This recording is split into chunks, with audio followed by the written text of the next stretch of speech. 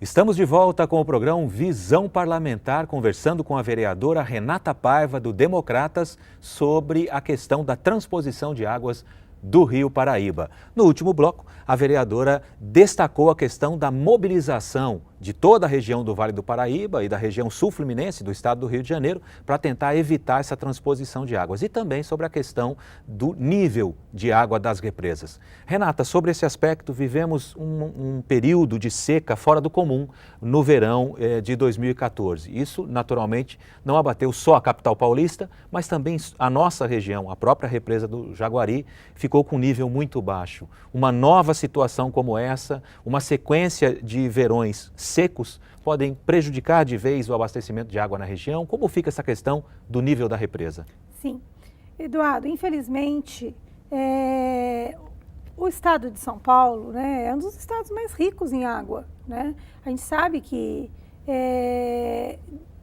se for comparar com outros estados e com a situação de muitos países, né, o estado de São Paulo, né, é um estado que tem uma grande quantidade de água. Porém, infelizmente, né, nós temos muito pouco água potável. Né? Além do grande desperdício, né, Renata? Além do grande desperdício. O que faltou? Né? Por que hoje São Paulo vive esse grande drama? Porque faltou planejamento, faltou gestão, faltou vontade política de querer enfrentar o problema e resolver. Porque há 30 anos atrás estava previsto que isso iria acontecer.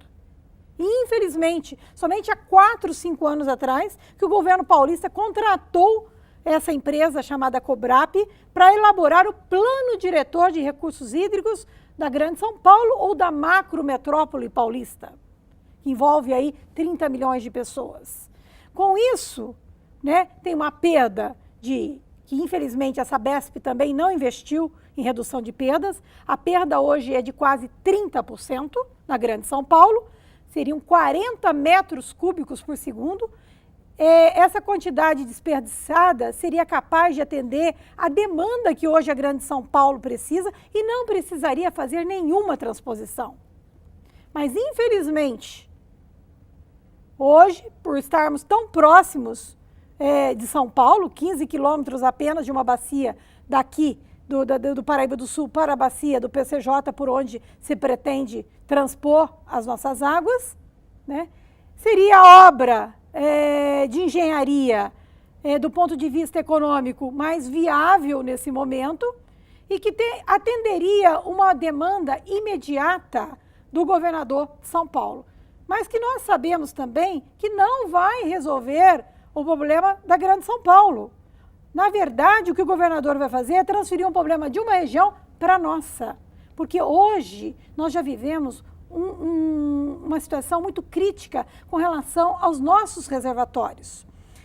Para você ter uma ideia, o reservatório do Jaguari, onde ele pretende tirar água, assim como os outros 3 reservatórios, que é de Paraibuna, Santa Branca e Funil, que pertence à nossa bacia do Rio Paraíba do Sul, tem sofrido uma queda mensal de 10 pontos percentuais. Hoje, para você ter uma ideia, nós estamos com 38% da capacidade de volume útil da represa do Jaguari. Num período que nós sempre entendemos que seria um período de chuva. Só que o clima, ele é cíclico. A gente vive um momento de cheia, como vivemos em 2010, né, onde muitas cidades do Vale do Paraíba, principalmente, foram aí acometidas por grandes alagamentos, como foi São Luís do Paraitinga, inclusive. E mais a população ribeirinha com as represas que tiveram que abrir as comportas. Né? Enfim, transbordou os nossos reservatórios, né? Como temos período de seca, que vivemos na época do apagão de 2000 a 2004. O pico do apagão, em 2003, foi em setembro, outubro. Os nossos reservatórios chegaram a 15% da sua capacidade de volume útil, como acontece hoje lá na região de Piracicaba. Por isso que o governador está desesperado. Porém, segundo os relatórios que estão sendo apresentados pela ANA e pela ONS, se continuarmos esse gráfico tendencial que tem decrescido drasticamente e continuar a seca que ainda virá, setembro, outubro deste ano, Eduardo, infelizmente, nós poderemos ter uma crise muito maior do que a que enfrentamos em 2003. Imagina isso hoje, sem transposição, sem uma segunda transposição para São Paulo. Imagina se tivermos que retirar água do Jaguari. A nossa situação será ainda muito pior. Agora, Renata, você acredita que seja possível reverter esse processo? Quer dizer, o governador Geraldo Alckmin, o governo do estado já iniciou o projeto, já está consultando a ANA, já foi ao governo federal, já anunciou que pretende fazer essa obra, já disse até quanto vai gastar por essa obra. É possível reverter? O que pode ser feito para evitar que as águas da represa do Jaguari ou do Rio Paraíba sejam desviadas para São Paulo?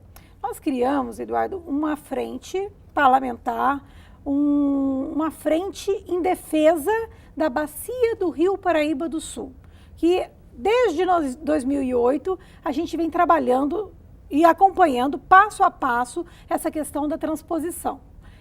Fizemos uma grande concentração em dezembro de 2009 aqui na Câmara Municipal, reunimos mais de 500 pessoas, envolvendo aí toda a sociedade civil organizada do Vale e do Rio de Janeiro também.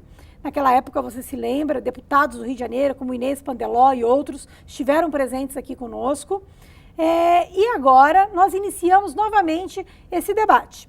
Estamos aí visitando todas as câmaras municipais de toda a região do Vale do Paraíba, da região fluminense do estado, envolvendo aí os ambientalistas, envolvendo as dioceses, envolvendo os ministros e pastores, envolvendo as entidades de classe, envolvendo toda a sociedade civil organizada da nossa região, toda a classe política daqui e do Rio de Janeiro. Foi criada uma frente parlamentar também em defesa da bacia e contrária à transposição no Rio de Janeiro. Dia 11 agora de abril, teremos aqui na Câmara Municipal, às 10 horas da manhã, uma grande concentração de vereadores daqui do Vale do Paraíba, através da Frente Parlamentar da região metropolitana do Vale do Paraíba, de vereadores, nosso presidente Hernani, e juntamente com a vereadora Rose Gaspar e vereadores aqui de todo o Vale do Paraíba, nós estaremos aqui concentrando o máximo de vereadores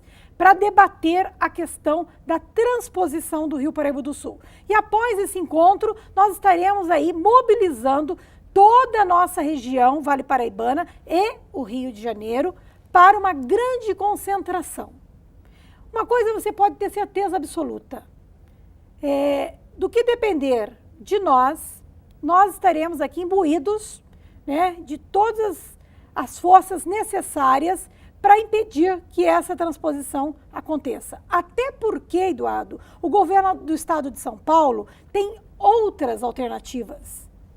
A previsão para a bacia do Rio Paraíba do Sul era em 2025. Ele tinha outros arranjos para atender a demanda que hoje ele precisa. Mas não sabemos por que ele resolveu antecipar a opção da bacia do Rio Paraíba do Sul.